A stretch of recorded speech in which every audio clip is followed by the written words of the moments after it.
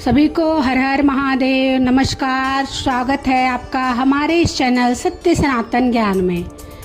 सभी को नवरात्रि पर्व की बहुत बहुत शुभकामनाएं।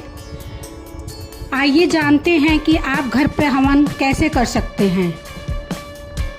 जान ले सभी मंत्र और पूजा सामग्री के साथ संपूर्ण विधि। नवरात्रि पर रोज या अष्टमी नवमी तिथि को हवन आप आसानी से घर पर ही कर सकते हैं। इसके लिए बेहद आसान विधि यहाँ आपको बताएंगे। नवरात्र हवन की तैयारी कैसे करें।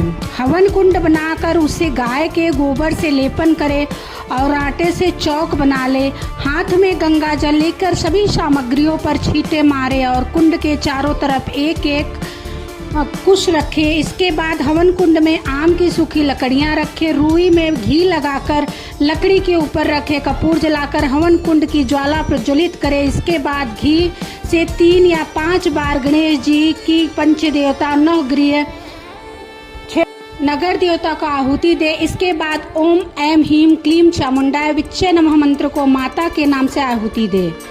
हवन सामग्री। दुर्गा पूजा नवमी के दिन माँ दुर्गा की प्रसन्नता के लिए हवन के लिए आवश्यक सामग्री के रूप में सबसे जरूरी है हवन कुंड।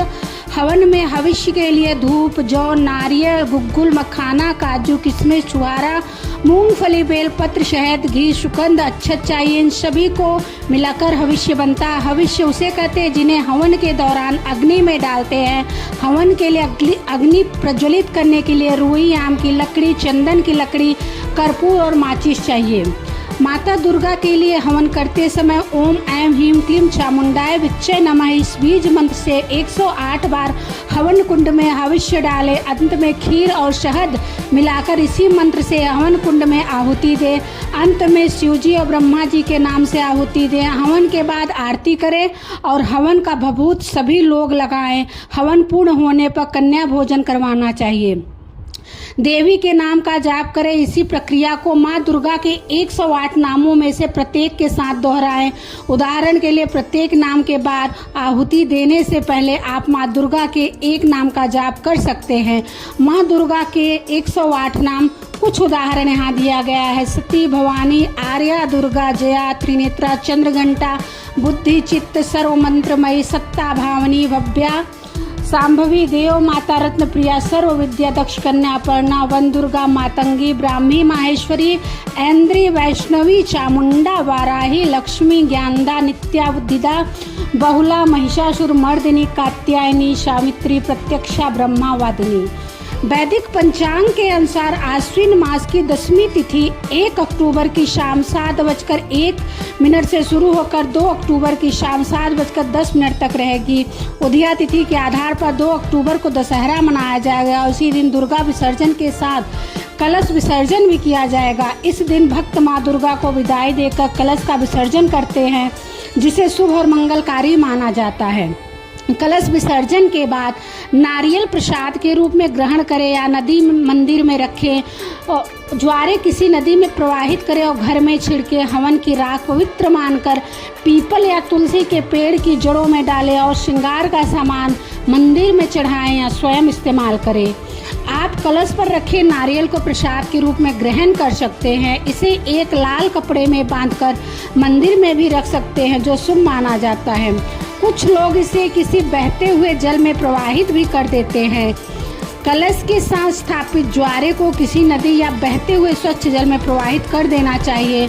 आप इन ज्वारे के बीजों को घर के आसपास किसी गमले या जमीन में भी बो सकते हैं। हवन की राख को पवित्र माना जाता है, इसलिए इसे किसी भी बहते हुए जल में प्रवाहित करने के बजाय पीपल या तुलसी जैसे शुभ वृक्षों की जड़ों में डालना चाहिए।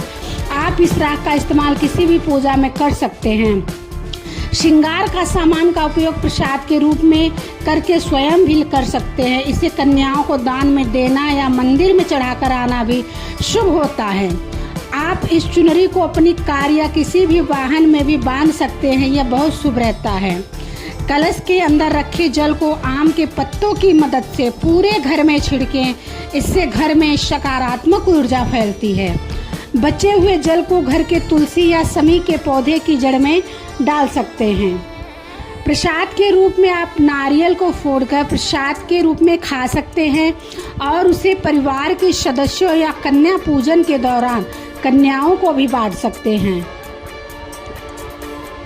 नवरात्रि के कलश में पड़े अक्षत, चावल, मौली, कलावा, सिक्के और सुपारी को कलश विसर्जन के बाद प्रसाद के रूप में घर के भंडार में रखना चाहिए, पक्षियों को खिलाना चाहिए, मंदिर में चढ़ावा देना चाहिए या फिर पवित्र नदी में प्रवाहित करना चाहिए। ये सभी वस्तुएं धन, समृद्धि और शुभता का प्रतीक मानी जाती हैं। सभी को नवरात्रि पर्व की हार्दिक शुभकामनाएं। माता रानी आप सबके ऊपर अपनी कृपा बनाए रखे, सबकी रक्षा करें, सबको खुश रखे। सभी को हर हर महादेव, श्री शिवाय नमस्तुभ्यम। सभी को जय माता दी, जय माता दी, जय माता दी, जय भोलेनाथ।